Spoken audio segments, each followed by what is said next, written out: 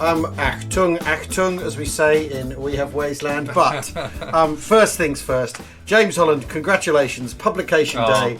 Cheers. September the 3rd, what better day to celebrate a book about the Second World War than the day it started. 81 years ago for us here in Britain. For us here in Britain. A couple of days earlier for people in Poland, of course. Yep. Or in China, different. It doesn't matter. Okay, but it's an anniversary. That's but it's an anniversary. But, it's a big day. But congratulations. I can say this as someone who has read this book. Right? You sat through the whole thing because I have read this book. It's a terrific tome. I only found.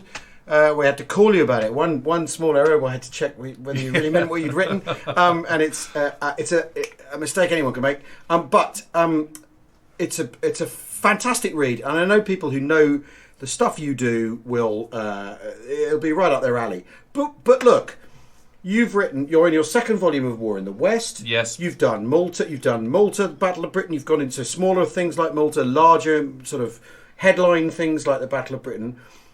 Sicily 43. Yeah. Why write about Sicily when you've done D-Day, you've done the Normandy battle? Why? What's that for?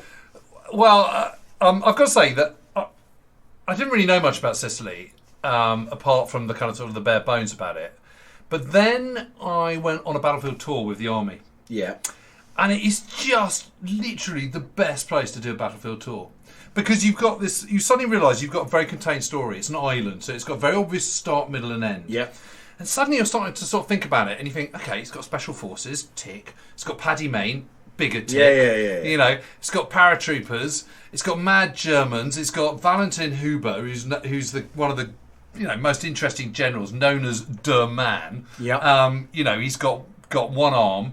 Yeah. From his wound from an amputation in the First World War. Yes. So hold on, he must be pretty special because that means that he's still in the army in the 1920s when almost no one else is. So he's an old school German military badass. Yeah, but to stay in the army in the 1920s when it's quite a big thing anyway. But to stay in the army when you've only got one arm is an even bigger thing.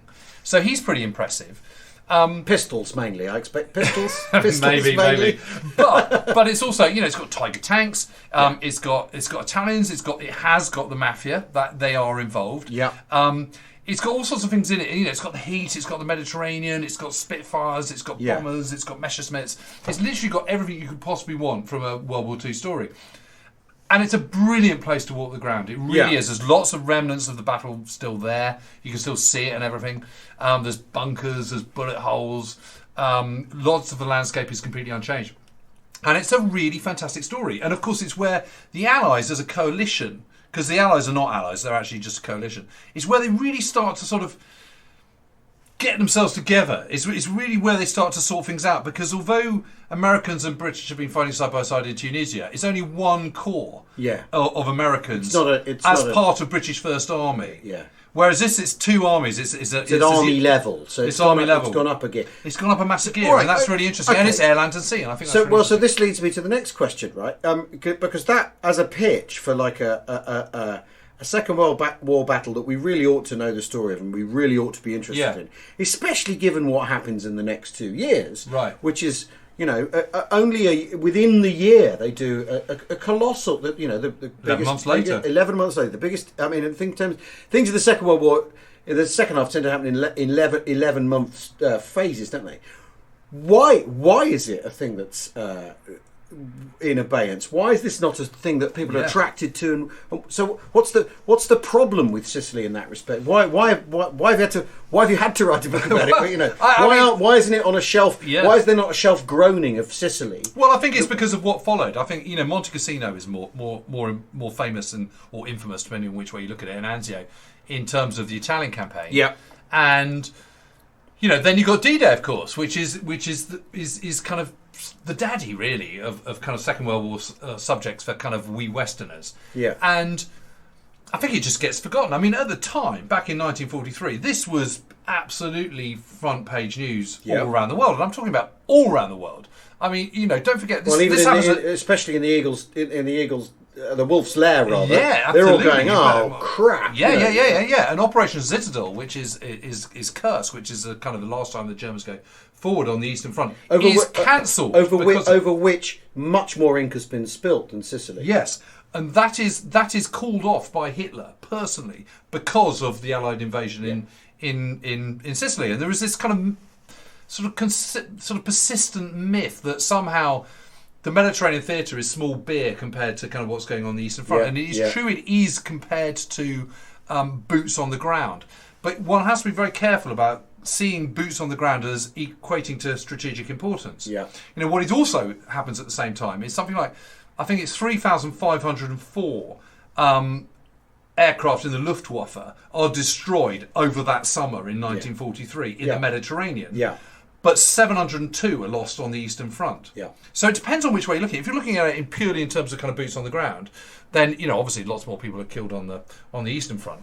But you also have to remember that boots on the ground is also dictated by space. Yeah. So, if you think about Guadalcanal in the Pacific, for example, that is a pretty small island in the far-off Pacific. Yeah. There's a limit to how many men you can function there, but no one would deny that is of enormous strategic importance. But also, if you're considering it in terms of the Second World War being an industrial conflict, and no one would deny that. Yeah. Whose factories are winning and where? Yeah. And if you're shooting down lots of aeroplanes, then your factories are defeating their factories. And, yes. Because after all, for instance, the Bomber Command campaign is basically using your factories to destroy their factories. Yes. And the planes are the thing at the sharp end of that. But it's about a much bigger picture than simply the point of combat and the point of where the kinetic moment occurs. Yeah. Yeah, that is absolutely right. And I think one of the other things there's two things here. First of all, is that the Sicily invasion that sees the end of Italy as an ally. Really, it's the overthrow of Mussolini on the 25th of July. That brings the Badoglio government. Right from the word go, it's absolutely clear that they're off ski. Yeah, I mean, it's all over. It's only a matter of time. The Germans know it. The Italians know it. And what the Italians are doing is they're desperately trying to organise a means of getting out of the war with the least amount of pain for Italy. Yeah. And obviously, although they know that goes badly and wrong. They know perfectly well how much pain is on offer. Yes. So I mean, because but that also means in turn that the Germans have then got to not only occupy Italy, they've also got to occupy the whole of the Aegean. Yeah. Because it's really interesting how sort of the narrative of the Second World War has suggested it's the British who are obsessed with the southern flank and obsessed with the Mediterranean. The single one person who is more obsessed with the Mediterranean than anyone else in the entire Second World War is Hitler. Yeah. And that's because he fears that it's the soft underbelly. He literally is. And it's really interesting when you look at the reports of meetings, and there's lots of verbatim transcripts of these conversations that Hitler has. It comes up time and time again. And when you look at the appreciations of the OKW, and the OKW is the Oberkommando to Wehrmacht, which is the German Combined Services General Staff. Yeah.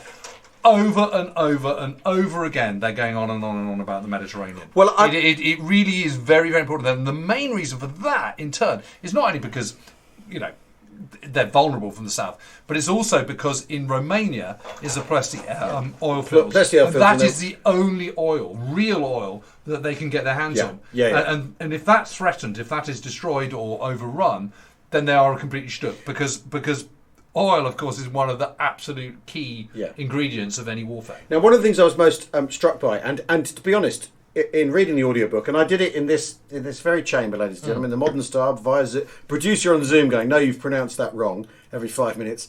The German names, finally, it's the Italian names, which have got hidden soft consonants. Yes. I was fascinated and entertained by some of those conversations, the OKW conversations, where they descend into... the thing about the Italians, and it turns into barroom bigot. I always knew he was a rat. It's amazing. It's amazing, and that they're wasting their time, their breath, their mental energy, their strategic thought in getting tangled up in this. Yeah. Oh, well, anyway, that guy's no good because most of the officers in his staff are married to English women, and they literally believe this, and they're making it up, nonsense. and they believe it, and it's just brilliant, and it's like, yeah, I heard that too, and to read that, and they're always complaining, they're always saying they haven't got anything, but I was in Rome and these playboys, still out on the lash. But I mean, it's absolutely amazing. And we have talked about this a lot on the podcast and in the live cast with our sweet patrons who we love dearly. Is that one of the things that's really striking, and again this comes up in the book, is there are all these British intelligence efforts to stymie the Germans' reading of Allied intentions and American intelligence efforts. Yes. But really, there's kind of no need for it because Hitler's convinced it's going to be Greece, even though he has not for one moment considered fighter cover as the absolute. And that is absolutely incredible. I mean, Hitler has this amazing ability to view his enemy's thoughts as a kind of mirage of his own. Yeah. So Hitler's sitting there in the Wolseley, and he's thinking, the place that I'm most worried about is Romania. So that is where the Allies are going to go for. Yeah. Which means they're going to land in Greece or the Balkans or something. And everyone goes, well, yeah, but there is this big issue. If you remember, when we were planning Operation Sea Lion, we had to go across the kind of sort of southeast England because that's the only place where we had fighter cover. Yeah. And if you remember, my Führer, you said that absolutely a prerequisite of any invasion was that we had control of airspace. All that is just completely gone out the window. He's completely forgotten that. And of course, that is exactly what is dictating where the Allies land, which means... Well, so it's Sardinia or Sicily. Sardinia... Well, no. So the options are Sardinia or Sicily, but there's no point invading Sardinia. There's no point invading Sardinia at all. I mean... Well, I suppose there's a point because then it's further up the leg of Italy and you could outflank the whole of southern Italy and all the rest of it. But it's only just within the limits of fighter cover. And the question is, okay, so why do they need fighter cover? Well, the point is because when you're landing, you are incredibly vulnerable. Yeah. You're in slow landing craft. You're coming onto There's a mass of shipping out there, and yes, they've all got anti-aircraft guns and pom-poms and all the rest of it. But that makes you incredibly vulnerable. Yeah. To avoid being shot at by bombers from the air when you're out at sea, you need to be moving around all over the place. But by the very nature of an invasion, you can't do that because it's all suddenly everything slows down because you're nearing the coast, or you've got to actually stand still.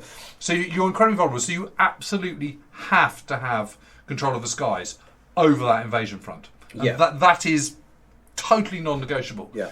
And this goes back to the whole planning of Sicily in the first place. That when you're doing these amphibious operations, whatever it may be, whether it's Normandy, whether it's Operation Husky, the one thing that absolutely trumps absolutely everything is that it doesn't fail. Yeah. The moment you've got a foothold on Sicily, on Normandy, wherever it is, you're going to win because you're the Allies and your material advantage is so great that you can't lose. Yeah.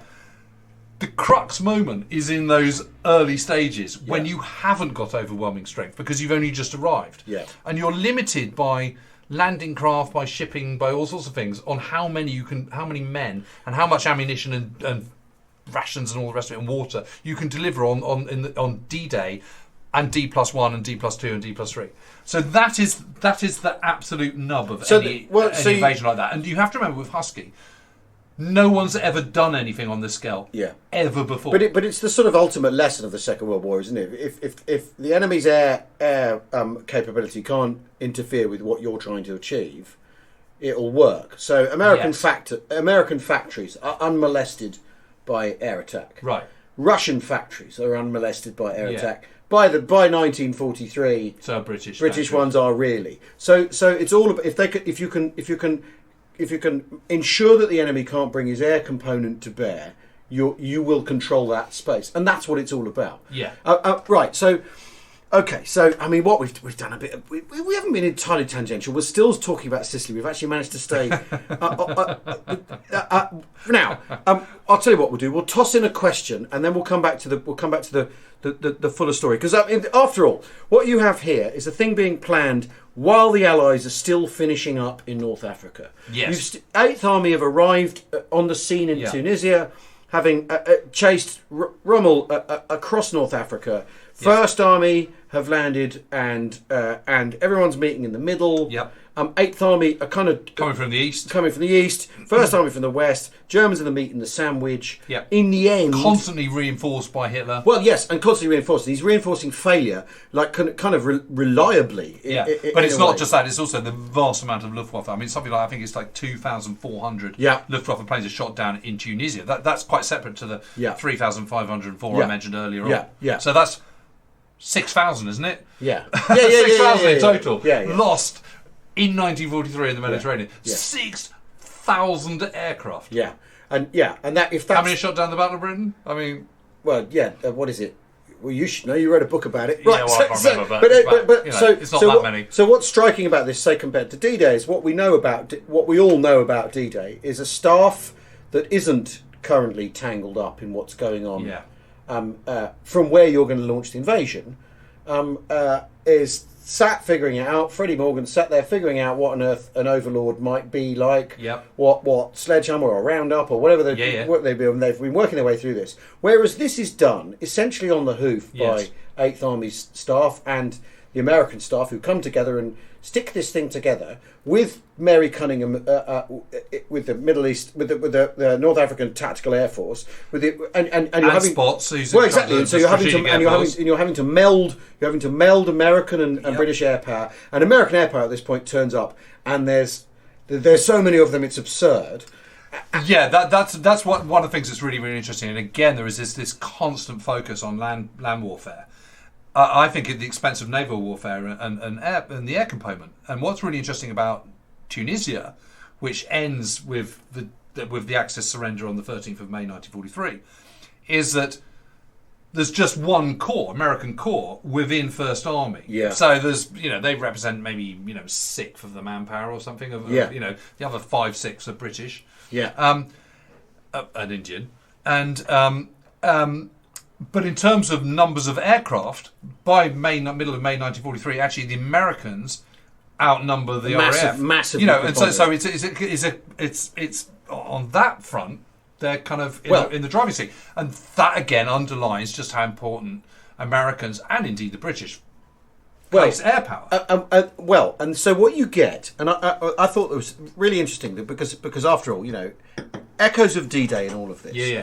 Is you get a rehearsal for the idea of using air power to simply win a battle. It's Lampedusa, isn't it? No, it's Pantelleria. Sorry, it's Pantelleria. My mistake. It's Pantelleria. Which is just off the Tunisian coast, which is Italian. Which is where Joseph Heller was eventually based. Right. And where actually Catch-22 is about. Right. Right. One way or another. Okay. Right. And what we have is it's Lindemann, isn't it? Yeah. Lindemann turns up. And it's Solly Zuckerman. Solly Zuckerman, of course. There you go. I've got the island wrong and the scientist wrong. But the point... But the principle is right. The principle's the same. So what you've got is basically Zuckerman, who famously does the bombing survey where he goes, bombing doesn't work. This isn't how you have to change bombing. You've got bombing wrong. He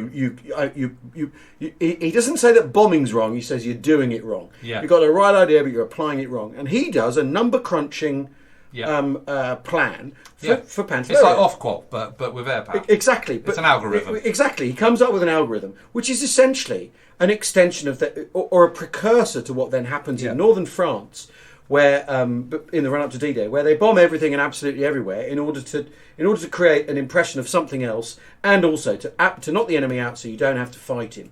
And when they get to Pantelleria, basically the people on Pantelleria go, you know what? I'm out. We've had all this. We've had days of this. Yeah. We are sick of this, and we're done. And the kind of sort of the nail in the coffin is when the Navy turn up and start shelling them from the sea as well. Exactly. So hang on a minute. I've got B-17s kind of hammering me. I've got offshore naval guns. Yeah. Forget it. Yeah. So so the British do land, but they just walk through a kind of sort of Pantelleria town itself is just completely smashed. If you compare this to the effort. And I like, one of my favourite tangents of old is if you compare this to the action in Madagascar a year before, Ironclad, where they scrape together what they can. It's South African biplanes, it's little Tetrarch tanks, and all this sort of stuff, and they aren't able. I mean, they win, but it takes them ages, and the Vichy French fight this extraordinary delaying action and all that sort of stuff. But if you compare what the Allies are capable of, at such an important strategic point as it was at the time, Madagascar in 42, to what they're able to apply in late spring, early summer 1943. It's literally a year later. Yeah, full leaps and full bounds. It's the 11-month cycle. It's the amazing, shipping's kicked in. The factories have kicked in. And if it is your factories versus their factories, the factories are winning at this point. Massively. Right, absolutely. So, we'll ask a question because... well, hold on. Let me say one thing very quickly before we do that. So the interesting... I think one of the biggest lessons from Husky, the invasion of Sicily, is that your commanders and your planning team need to be focused entirely on that one campaign. Yeah. So what everyone has to understand is that all the senior commanders are already involved in the Tunisian campaign when this is going on. Yeah. So Montgomery, who was earmarked for 8th Army Command in Sicily, is still commanding 8th Army in Tunisia at the time of planning. Yeah. Alexander is not only going to be commander for overall ground commander for Sicily, he is also overall ground commander for Tunisia. And at the time planning is all kicking off, he's absolutely got his hands full. Yeah. Eisenhower is exactly the same. He's Supreme Allied Commander after the Casablanca Conference in January 1943. And, he's thinking about Tunisia, and they've, you have the Kasserine Pass in the middle of February, just as planning for Sicily is starting. And it's like flipping heck, you're spinning plates and juggling all this. Yeah. And what is, the Allies come under huge criticism by historians for the kind of haphazard way in which they plan. And I think that's just nonsense. And you made a very good point to me that no one criticised the multiple plans that the Germans went through in 1940. No. Before they invaded in the West. No, that's fine. They scrolled through everything to find the right one. And what is so incredible about Operation Husky is you've got what becomes 7th Army and isn't even an army at this point of the planning. They're in one headquarters in Algeria planning. You've got the overall headquarters, Allied Forces headquarters planning. Then you've got 8th Army's planning doing in Cairo. You've got the Navy, the Royal Navy in combination of different places. Yeah. You've got the RAF as well and the USAAF. Yeah. And then you've got the overall umbrella of Allied Air Forces. All of this has got to be brought together when planning teams are thousands of miles apart. Yeah. And fighting another battle. Yeah, and it is amazing that they managed to pull it off. I mean, it is the logistics of it, the complication, the detail is so mind-bogglingly complex when you're trying to take a course. I mean, Normandy is a cakewalk in terms of mileage. It's like 70 to 90 miles across the channel. This you're talking about hundreds of miles. To get to Sicily, particularly from when part of the invasion force is coming from basically from Alexandria. I mean, that's like 900 miles away. Yeah. 900 miles. Yeah. I mean, that sort of Land's End to John O'Groats kind of distance. It's just absolutely mind-boggling. And it's incredible what they do. And one of the big things, one of the criticisms of it is that Monty insists on having too many men on D-Day landing. Yeah. Yeah. And because of that, it's very heavy on boots on the ground. And that comes at a cost to motorised transport, which then comes back to bite them as the campaign unfolds. But what you have to remember, at the time that decision is made, 8th Army has hit a brick wall of Italians, predominantly Italians, at Enfidaville in April 1943. Who were entirely prepared to fight. And he thinks, hang on a minute, by this judgment, we could be in for a bit of a sticky time in Sicily. What's the most important thing? That it doesn't fail. Therefore, we need to make sure that whatever happens, we're covered, that it doesn't fail. So let's be overcautious on the number of men. Overcautious, Montgomery. Overcautious, James. You said it. but overcautious with hindsight. Yeah. At the time, I would argue that that's just very sensible. Yeah, no, he's basically he's right. He's literally picking his battles. Why would you go into a battle unless you're absolutely certain you're going to win? We need to take a short break now. I'll see you in a tick.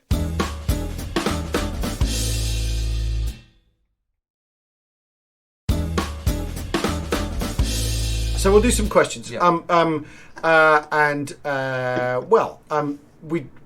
Where should we start? Merrin Walters asks. Merrin is a friend we know from Patreon, from the podcast. She asks, says Italy's southern regions were behind the curve for a long time on many things, and that's certainly the case. So how much did the Sicilians know about the invasion to come? What was going on in reality, and what was their general knee-jerk response to meeting the invading Allied troops?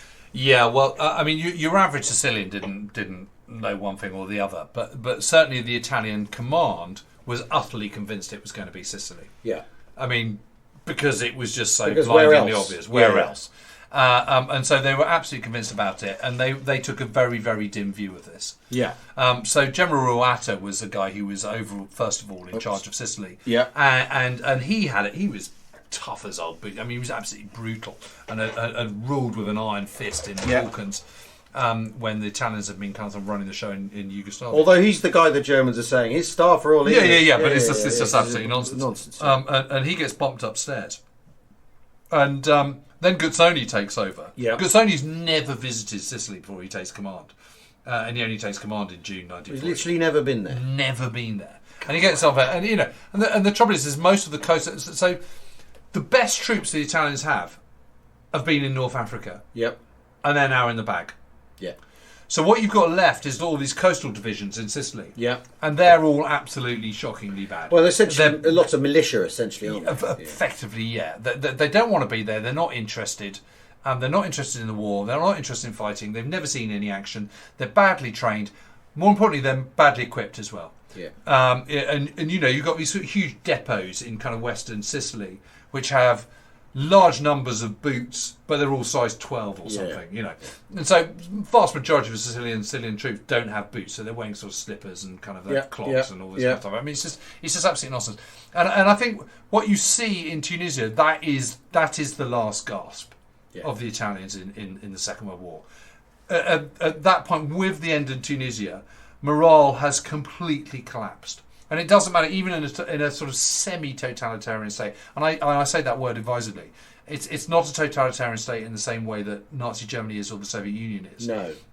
Because there are checks on Mussolini's power. Well, it is still a sort of collaborative totalitarian state. And Sicily has always been slightly apart from the rest of the mainland anyway. Sicily is a part of Italy, but yet apart from Italy. Right. So there is this sort of feeling that they might come, they might not come, who knows? Yeah. But they're absolutely done with the war. They're completely done. But of course, the Allied planners don't know that, and so there is this concern that when they get there, then suddenly the Italians, because they're now fighting, if they were tough in Tunisia, now they're fighting on their own patria. They might be even worse. Yes, well, yeah, because after all that happens, doesn't it? Basically, what happens for the most part, reasonable expectation, isn't it? Yeah, and for the most part, particularly in the southeast of Sicily, where the army lands, the Italians just melt away. I mean, they're just fire a few shots, a few bursts of machine gun, and then just bugger off. Yeah. Well, and then later on, of course, when Patton turns west, they all kind of they evaporate. Yeah. But there is a bit of resistance at Gela, where lesser Scaliti and lesser Licata, which is the 3 American invasion points. But at Gela, there is some quite heavy resistance. Yeah. There's quite a lot of Italians get killed. The fight for Gela town itself is quite a tough one. Yeah. But for the most part. Okay, well, so that was a question that came to us live, and then we have some questions that have come in anticipation of this evening's publication day event. And I've had a few books out, not as many as you, James. I mean, that's the other thing. Is look at the inner sleeve, you think, bloody hell, he's been busy. Yeah, and a lot of those are Ladybird experts, and don't knock it. Don't knock it. It's a published book. Yeah. When in a billion years' time, when they're sifting through the landfill, they'll find one of your Ladybird books. And go, he must have been important. I think this is book 32 or something. Wow, amazing. Right, so Daryl Griffin says, loving the podcast, of course, evening chaps. Sicily 1943, Patton and the 7th Army surges to take Palermo and Messina. Then comes the notorious slapping incident. Yes. Yeah, and Patton gets sidelined. My question is, how much does this incident affect the dynamic of the invading US forces in D-Day and the immediate period after it until he assumes command of 3rd Army? which becomes operational late in July. Yeah, so you mean D-Day as in 6th of June 1944 Yeah, rather yeah. than D-Day as in the 10th of July yeah, 1943. Yeah, so the slapping incidents, the first one is on the 3rd of August and the second one is on the 10th of August. And you know, he goes a bit mad. Nuts. He goes a bit mad. And particularly the second one, you know, he starts sort of pulling out his pistol, and you know, there's a doctor that has to kind of restrain him and hold him back. And which begs the question: after the first one, did someone say, "By the way, sir, I really think what you did is probably not worth repeating"? Yeah, well, there was a little bit of that. But you know, Patton just went, "No, he's a goddamn coward," and you know, and you know that was, he had a very high voice. Before, we don't know that. It's an ongoing gag for Alan. But the second one is where he really goes ballistic. Yeah, and he's literally about to kill this guy, and he has to be pulled off and restrained. And it's like, you know, all this kind of stuff. but it's odd though because he's having a good war at this point, isn't he? Yeah, he is. He is just a very, very odd guy, and it turns out this guy's suffering from malaria. Yeah. Anyway, everyone. But what happens inevitably? You know, word of this leaks out, and it gets to the press corps. Yeah. And the press corps start writing about it, and then it gets to Eisenhower, and Eisenhower is literally that close to sacking him there and then. Yeah. The other thing about Patton is that he, wow, what's quite interesting about him is he knows the kind of patter. You're not allowed to slag off the Brits. Yeah. But in his diary, boy, does he diary's- go on his and diary's on bonkers, about yeah. it. Now, what is not clear is what difference there is between what he's writing in his diary, which is just for him, and is basically his kind of psychiatrist couch. That's his letting off his steam, and kind of the end of the day, it's email you don't send, and all that stuff. And how much he's saying to his inner circle. But what I think is clear is that John Lucas, who later infamously commands the Allies at Anzio, but has been sent there to be his kind of sort of right hand man, his sort of buddy, absolutely buys into what he's saying. Yeah. And there's a couple of other senior American commanders who are also kind of random, sort of going, you know, those limeys and all this kind of stuff. And it's incredibly unhelpful. Well, because you do even in the book, you do call his feelings nationalist. They go beyond. Yeah, I think they are. I think patriotic. the most important thing is Patton is number one. He's one of his people. He's got to be the victor. He's got to be the top. He's got to be top of the form. He's got to be the best. He's got to win. He's got to do this. I mean, you know, I know it's all sounding incredibly familiar, and it is. You know, there are massive comparisons, I think, between Patton and Trump. Yeah. But there's this kind of sort of need to always be on top, and I think that comes first, followed by the United States second. Yeah. And it's just there are lots of good things about his generalship. There are. Yeah, and the other thing that's really interesting about him is he does always obey orders. So he grumbles and gripes. Yes, but when you say do it, he does it. Yeah, that is really fascinating because there is all the sort of wrangle about sharing roads and all that sort of stuff, isn't there? And who's going to go? Well, I quite enjoyed unpacking that because again, there's a lot of myths about this. So for those who don't know, there is this sort of ongoing kind of saga about the fact that 8th Army there was some agreed boundaries about who was going to get what road and which was going to be 7th Army and which was. Yeah. And there was this, you know, 8th Army was in the driving seat. That was because it was in the southeast of Sicily. And the objective is Messina. Yeah. And the reason the objective is Messina is because when you get to Messina, you then cut off the rest of the island. Yeah. And it's gone. Yeah. Because that is the artery to mainland Italy and the rest of the Mediterranean, effectively. And so that's why you know, once you've got to Messina, you've won. So the landing in the southeast of Sicily makes sense because that means that you are within air cover of Malta, which is 60 miles to the south, which is good news, and also from northeast Tunisia. So you can have that aerial support, which is so important, but it's also the quickest way to get to Messina. Yeah. The reason 8th Army are in the driving seat is A, because they are coming from Egypt, which is to the east. To the east. And the Americans are coming from North Africa, in the Northwest Africa, which is in the west.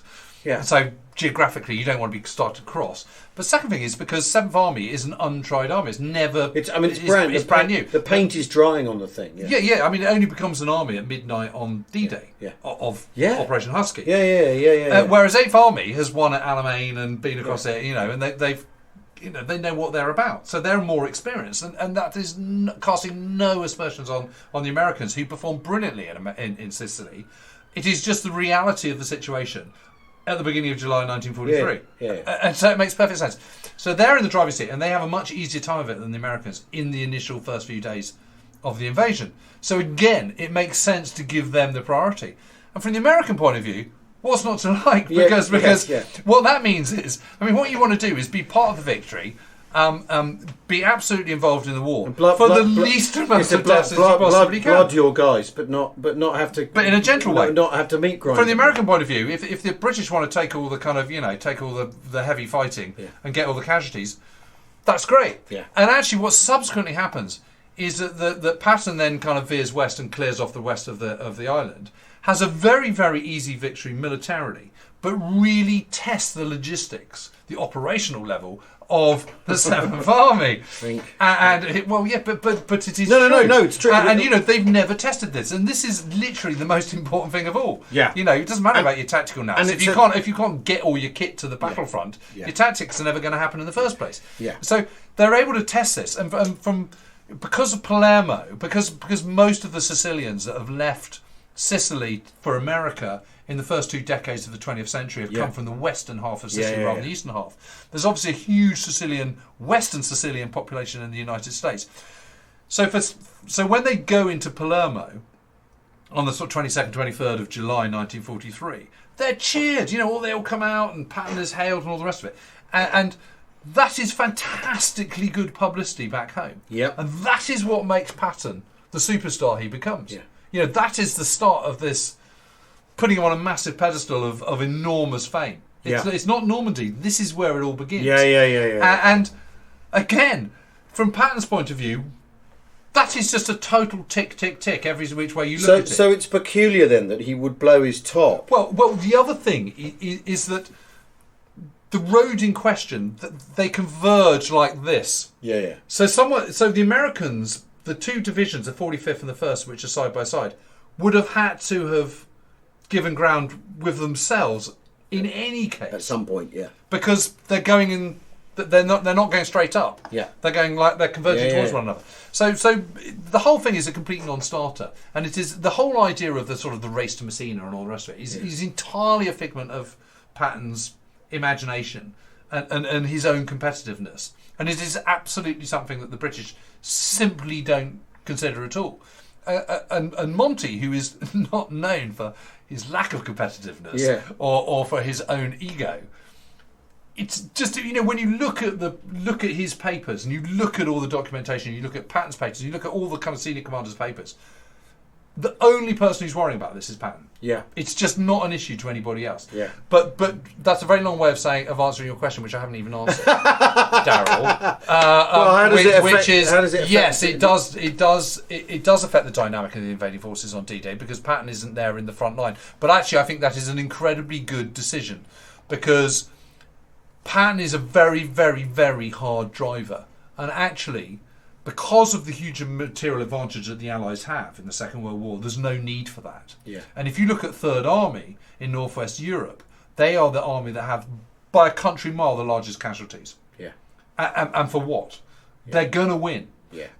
So the balance that the senior commanders have in Northwest Europe is to push forward so you get the war over and done with as quickly as possible, but not pushing forward so hard so it's so costly. that you have this slaughter and this bloodbath. Yeah. And I would say that Patton veers on the wrong side of that. Yeah. Right now, we've 2 questions that came to us earlier that I think we can kind of answer together. One from Dr. Alan Ambler, and it's fantastic to have actually someone with a doctorate that wasn't honorary like mine on the paying attention, and Rob Lavin, and they're related, these questions. Can the following question be put to James now? How much was moved from Sicily to Greece to the Balkans as a result of mincemeat? And how long did it stay there before OKW realised there wouldn't be an imminent invasion in the Eastern Mediterranean? And then this kind of ties up with Rob's question. My question is, how big of an impact do you think that Operation Barclay had on the success of the invasion? Is it conceivable the campaign would have turned out differently if the Germans had not fallen for the deception? So mincemeat is famously the dead body. Dropped in the sea off Spain. The homeless guy. Ben McIntyre's book, and the man with no name, and Ian Fleming, and it's so double cross. It's so sexy. That goes into Pujol and double cross and all that. Yeah. And then what's Barclay though? Well, Barclay is the overall deception plan for Husky. Right. So mincemeat is a sort of a subsection of Barclay. Yeah. So there's a number of deception measures. So what the Allies are desperately trying to do is trying to kind of persuade the Axis, the Italians and the Germans, that Sicily is not where they're going to invade, and actually they might be invading Sardinia, and Sardinia is a stepping stone for invading Greece, which, if you look at the geography, makes no sense whatsoever. Daft, and mincemeat, the plans on mincemeat are that it's going to be Sardinia and Greece, basically. Yeah. There are also, though, there's a load of something like 43 different sabotage events, actions in Greece, right? Which is Operation Animals, which is another subsection of Operation Barclay, which is run by a guy called Eddie Myers, who is an engineer. And these are completely forgotten because Ben McIntyre hasn't written a book about them, but are absolutely fantastic and involve blowing up bridges and it's all Guns of Navarone stuff. I mean, it really is sort of people with Sten guns sort of creeping through the kind of Greek countryside and going brilliant. Stabbing Germans with their commando knives and then blowing up a bridge. I mean, it is an Italians, of course. It's absolutely amazing, and so when you're looking at mincemeat, you need to look at just Operation Barclay as a whole, which is the sort of bodyguard. And mincemeat is a fantastic. It's such a good story. It's so brilliant, and what I love about it is the fact that sort of Montague and everyone, they get so carried away with it. I mean, it's almost too good. But the truth of the matter is that while it is absolutely the case that what is found on the dead body that washes up on the coast of washes up near the coast of southern Spain does make its way to the Wolf's Lair and to Hitler. All it does is confirm what Hitler already thinks, whereas it doesn't dissuade anyone who thinks that Sicily is going to be the main attack. So it reinforces Hitler and does nothing to persuade Mussolini or Kesselring or Guzzoni that it's going to be anything other than Sicily. And the truth of the matter is, when you look at it, it can be nothing other than Sicily. Yeah, which suggests that the whole thing in the same way, it couldn't be anywhere other than Normandy. There's just no way you would land in the Pas-de-Calais. But that is also a kind of indictment of the kind of how bad rotten thinking in Italian high command and their own intelligence system. Right, okay. Another question. David Patterson says, do you think the removal of command from 1st US Division of Terry Allen and Teddy Roosevelt was justified? Was it solely based on the Traina's slog, or were the personal characteristics of the general more important? Yeah, this is really interesting because Terry Allen was and Teddy Roosevelt Jr., who later is executive officer, i.e. second in command of 4th Division landing on Utah Beach. Terry Allen is much loved by the men of the Big Red One. And he's a kind of hard-drinking, no-nonsense, doesn't stand on ceremony, doesn't expect people to wear ties, all this kind of stuff. And famously or infamously, what happens is after the fall of, after the surrender on the 13th of May 1943 of Axis forces in Tunisia, he says, "Okay, fellas, let's go and have a hooligan in Iran. We're going back to Iran. Go and have a kind of a massive bender." And they all do, and half of them end up in prison. And he just goes around the next day and kind of bells them all out. And everyone goes, "Oh, what a boy!" And this is not the Patton way at all. It is just totally the opposite way. And it's traditionally been blamed on Patton for sacking Terry Allen. So what basically happens is Trowina. So they head off. There's a whole load of them. Half of there's a provisional corps is created, which includes the Rangers and the 3rd Division and various others. And they head off. 82nd Airborne are bunged into that, aren't they? Yes, they are. Yeah, the 82nd, and that's Gavin and so on. And they head off west and clear the western part of. Yeah. Meanwhile, the big red one, the 1st Division and the 45th, are still heading northwards to try and cut this coastal road to cut off any remaining Italians which want to kind of head into the northeast. And then Montgomery goes and Alexander say, well, it'd be great to have them involved. Thank you very much. And so they're given the northern half. So as you're going into kind of sort of, I should say it that way, as you're going into sort of northeast Sicily, the Americans get that northern bit, that kind of sort of heading eastwards towards Messina. And the 1st Infantry Division, the big red one, as it's known, because it's got a single badge of a single red coloured one in it, so it's always known as a big red one. They are given this key mountain town of Troina, and it becomes this absolutely brutal sort of 6-day battle. Yeah, and it is really, really tough. And one of the problems up there is that it's so high. It's the highest town in Sicily, and it's this sort of weird, undulating sort of mountain plain. It's a very odd place. Yeah, and it's very kind of, you just when you're standing up there and you go and see Troina and you look over Troina for the first time. You're looking at it from the American perspective. You just immediately go, wow, I totally get why that's a tough. Well, I remember, and you've got all this kind of incredibly thin soils and lots of shards of rock. But I remember. I mean, and we are beginning to start to run out of time. But I remember it was probably a year and a half ago when we were first doing the podcast, and you went to Sicily, and you'd been, and I think you'd done a tour, and you were getting ready to write the book. And I remember you saying, "Well, crikey, you go there and you think, how the bloody hell did they do this at all?" Because it's only 38 days.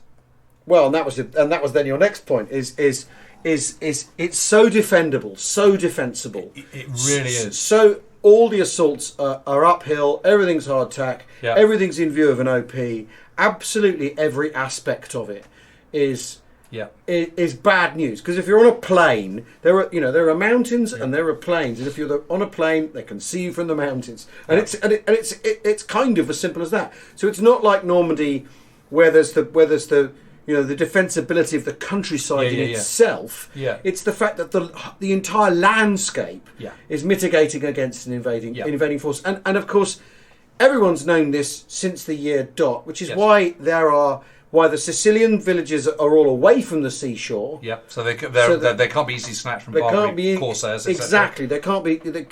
Literally, pirates can't come and steal their women, and then the Norman castle keeps on tops of mountains from the bad old days of the 11th and 12th century, with crusades going backwards and forwards, and Moorish raiders and so on, and the history of Sicily is defended hard as nails, difficult places. So, and I was really struck by this in reading the book, and it really stuck with me, the thing you'd said when you'd gone to Sicily, which is like, how the hell did they do this? Yeah, it is absolutely amazing. It is 38 days. It's incredibly impressive. Yeah, just to very quickly finish on Terry Allen and Teddy Roosevelt. Yeah, I don't know. I think that was quite a hard sacking. It was a sacking. Actually, was led by Bradley, who was the two-corps commander. Omar Bradley, who then leapfrogs over Patton and becomes 1st Army commander, and then becomes 12th Army Group commander in Northwest Europe, in Normandy, on the 1st of August 1944. He's the one who gets rid of Allen. I think there is just a sense that Allen is much though he's loved by his men, and tough though he is, and good though he is, he's slightly singing to a different tune. Yeah, he's not quite on the same peg. Yeah, and you just need to all be on the same peg. Yeah, and it's one of those harsh dismissals, but probably was the right one. It's the truth of the matter. Yeah. But to go back to your original point, I mean, one day we will be standing on the top of the Zorro. I promise you. Oh God!